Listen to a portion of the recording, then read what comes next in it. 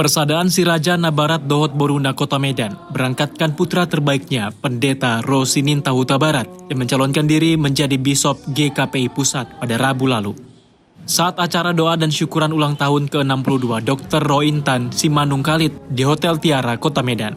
Saya secara pribadi mau menyampaikan siap untuk melayani, berjuang, bekerja di GKPI untuk membawa GKPI semakin baik ke depan dengan pemahaman bahwa GKPI adalah gereja terbuka dan bersahabat yang berdampak bagi dunia secara nyata di tengah-tengah kehidupan kita.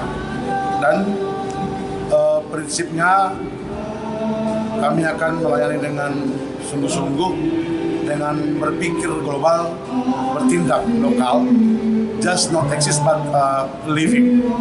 Tidak hanya sekedar kata-kata, tapi ada sebuah tindakan.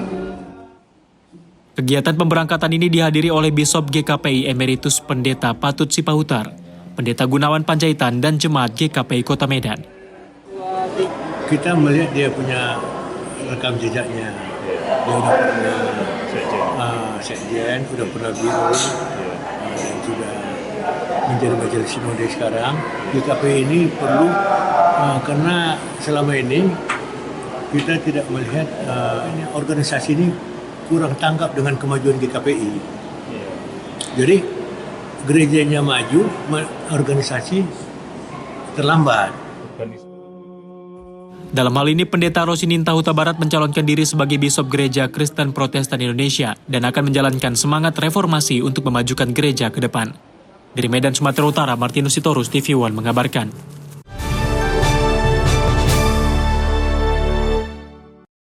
Suasana keceriaan menyelimuti Jalan Eka Warni, Gang Aswat, Kecamatan Medan Johor, Minggu 17 Agustus 2025 siang. Anak-anak yatim piatu bersama masyarakat sekitar menggelar kegiatan bakti sosial dalam rangka memperingati Hari Ulang Tahun ke-80 Kemerdekaan Republik Indonesia. Berbagai lomba khas 17 Agustus turut memeriahkan acara, mulai dari lomba makan kerupuk, balap kelereng, hingga permainan tradisional lainnya. Sorak-sorai dan tawariang anak-anak membuat suasana semakin hidup. Pengurus anak panti Grip Jaya Kota Medan, Aida Karani, menyampaikan terima kasih atas dukungan berbagai pihak dalam penyelenggaraan kegiatan ini. Alhamdulillah, kegiatan hari ini seperti yang bisa kita lihat, adik-adik pantinya ini mengikuti acara lomba 17 Agustusan. Ada lomba makan kerupuk, estafet, bola, terus lomba kelereng. Alhamdulillah adik-adiknya senang, berjalan lancar hari ini lombanya. Kita juga berterima kasih, adik saya dan anak-anak panti berterima kasih kepada Bapak Ferdi Sanjaya Sembiring sebagai pembina GRIP Kota Medan yang berbagi rezeki untuk adik-adik panti bisa mengadakan acara yang benar-benar sangat meriah. Aida juga memberikan apresiasi kepada Ferdi Sanjaya Sembiring, pembina GRIP Kota Medan yang turut berbagi rezeki untuk anak-anak panti. Ferdi Sanjaya Sembiring dikenal luas sebagai seorang dermawan, tokoh pemuda, pegiat sosial, dan pejuang anak yatim. Pria kelahiran Medan 28 Juli 1986 ini juga sukses menjalankan bisnis kontraktor. Kegiatan bakti sosial ini tak hanya menjadi wadah kebersamaan, tetapi juga pengingat bahwa merayakan kemerdekaan dapat dilakukan dengan aksi nyata berbagi dan mempererat tali persaudaraan di tengah masyarakat.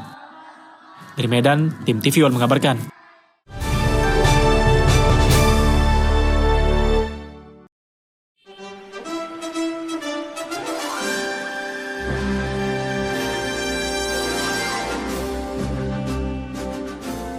Pemerintah Kabupaten Ogan Komering Ilir Senin 18 Agustus 2025 melaksanakan Karnaval Seni dan Budaya untuk memeriahkan HUT Republik Indonesia ke-80.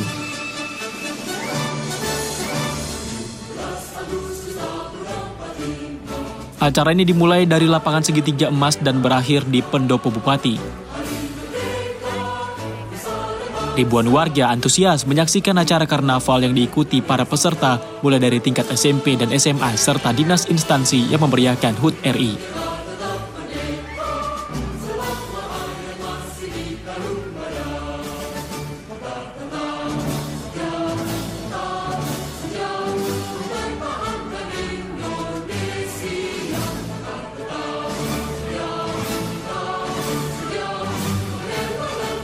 Selain pakaian adat dan budaya yang dipakai para pelajar, mobil-mobil hias yang diubah seperti bentuk panser, serta rumah sakit berjalan turut andil dalam memeriahkan karnaval tersebut.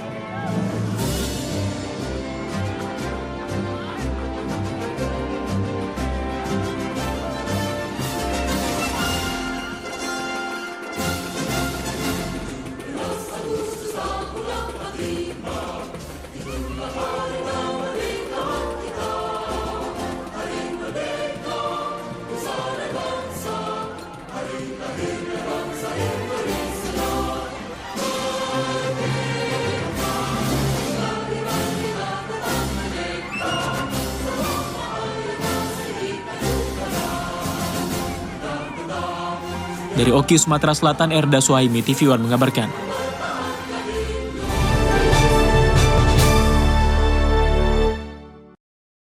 Universitas Islam Sumatera Utara (UISU) kembali menorehkan sejarah penting dalam perjalanan pendidikannya dengan menyelenggarakan wisuda sarjana profesi dokter dan magister periode 2 tahun akademik 2024-2025 di Selekta Convention Hall Medan Sabtu kemarin.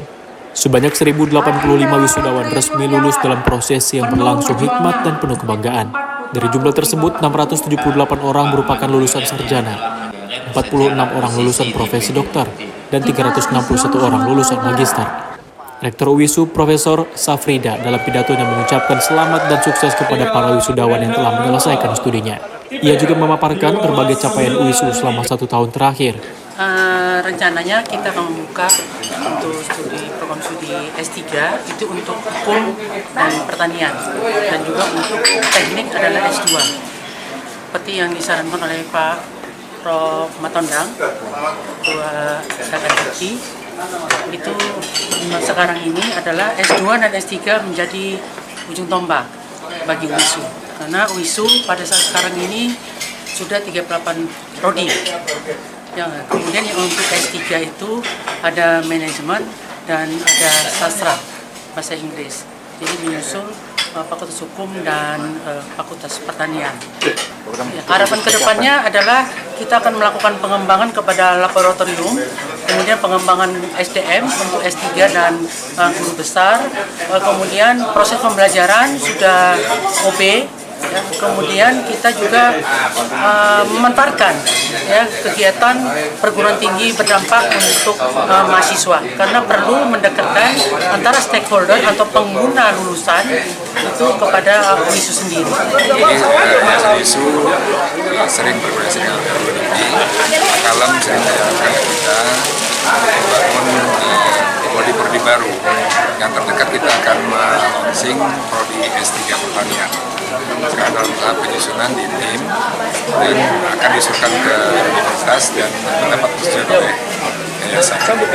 Dan kemudian Kepala Lembaga Peneliti juga menyarankan agar dibukanya prodi S2 kedokteran, yaitu biomedik, yang pasarnya sangat besar di kalangan Sumatera Utara.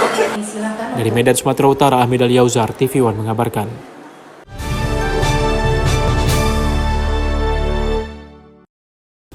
Kapolres Tapanuli Tengah AKBP Wahyu Endrajaya memimpin langsung bakti sosial dengan menyalurkan 1 ton beras secara gratis kepada 80 orang warga kurang mampu di lingkungan 1 Kelurahan Pasar Baru, Kecamatan Pandan, Kabupaten Tapanuli Tengah, Sumatera Utara.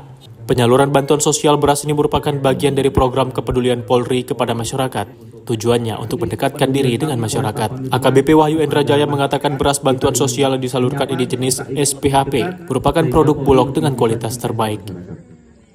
Itu Pak ya, Ibu ya. Saya Lurah Pasar Baru, terima kasih banyak buat Kapolres. Semoga ke depan makin sehat, jaya selalu. Amin.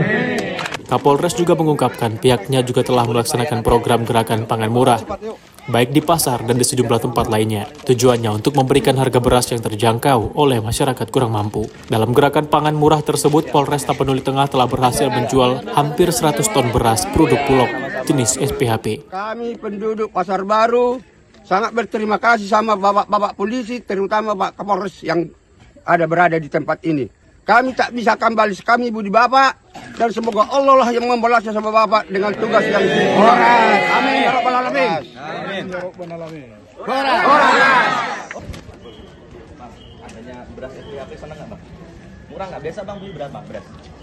Kalau di 45. Berapa Pak? 25 sa Solo. 25 itu berapa kilo? Kilo. 1,5 kilo 25. Iya. Ini 1 kilo 12.000. Bu, ini berasnya bagus nih, Bu. Udah pernah nyoba? Udah kemarin. Ya, Bapak udah pernah nyoba? Langsung dimakan? Iya, bagus. Bagus kan?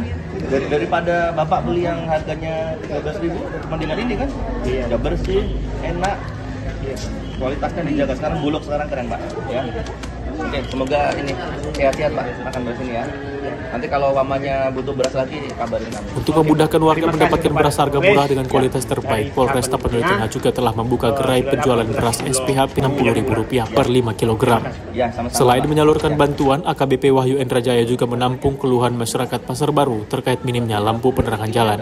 Kapolres Tapanuli Tengah berkomitmen akan berkoordinasi dengan pemerintah daerah agar masalah tersebut teratasi. Dari Kabupaten Tapanuli Tengah, Sumatera Utara, Syaran Cetumorang, TV One mengabarkan.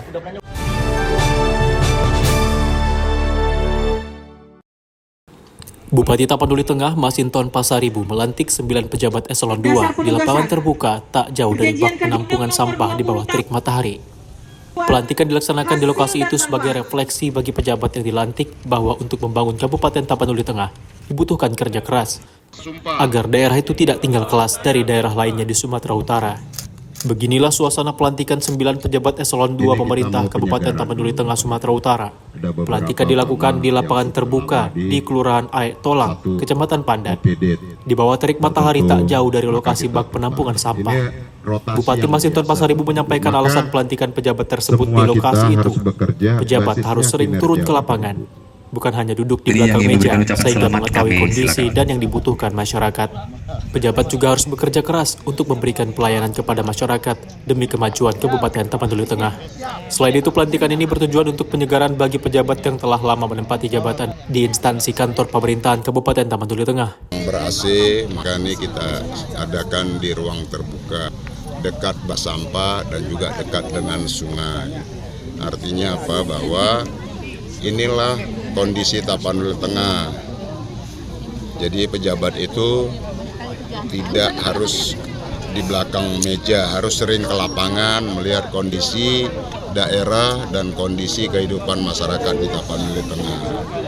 Nah, maka di situ ada bak sampah, ada sungai di belakang. Sungainya masih kotor karena sampahnya bak sampah atau tempat pembuangan sampah, tempat pembuangan akhir itu, tempat pengelolaan sampah juga belum tersedia secara merata di Kabupaten Tapanuli Tengah. Orang buang sampah masih ke tempat-tempat yang bukan tempat sampah. Mereka yang dilantik akan dievaluasi setiap 3 bulan, basisnya adalah kinerja.